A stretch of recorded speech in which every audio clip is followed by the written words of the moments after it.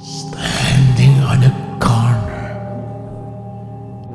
in Hong Kong. My baby was down in Hong Kong.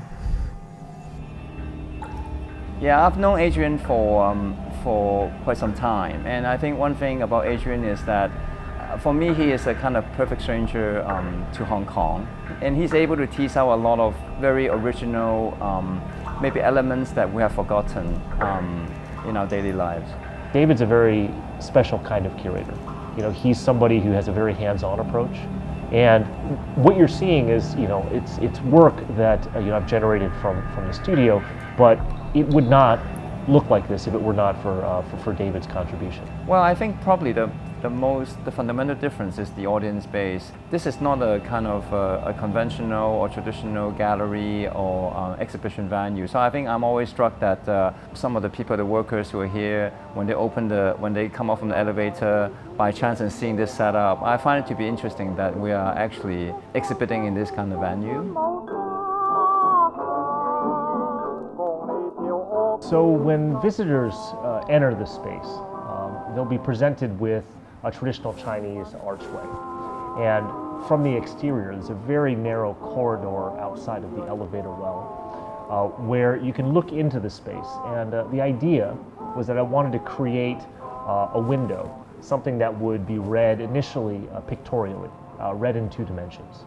And it isn't until you traverse that initial arch that you're enveloped into a very different kind of experience. I think Hong Kong is over-sensational, right? It's a blasé situation. So in some ways we're trying to simulate a very compressed cross-time, cross-space experience in a very compressed, compact situation. So as you see in the exhibition, we have several components. We've got rocks that are pulled from, you know, the early 1940s all the way until the late 1990s. I think the point here is really about addressing a sense of loss and also how we deal with it on a more kind of psychological and a personal level. So this opportunity to work with the K11 Art Foundation is one that I've deeply treasured. So not only did it give me the opportunity to put together work at a scale that I wouldn't otherwise be able to produce kind of without their support. Every step along the way, they've encouraged me to kind of dig deep into subject matter. They've supported many different aspects of the process, from the generation of a custom musical track to kind of logistical support for the creation of the objects that you see here. And I think more emotionally, what they've done here in Hong Kong over a very short amount of time is to truly incubate talent. And I think that's really what this city needs now. Hong Kong being a relatively small space relative to, you know, China, I think that young artists don't often have the chance to realize projects of this kind of scale.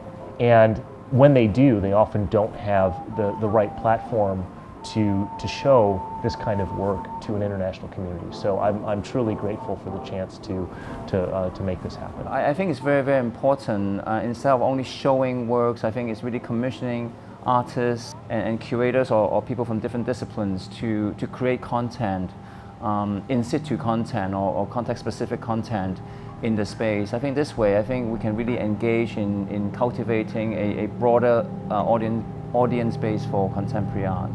So I'm quite grateful of the vision and also support for this project.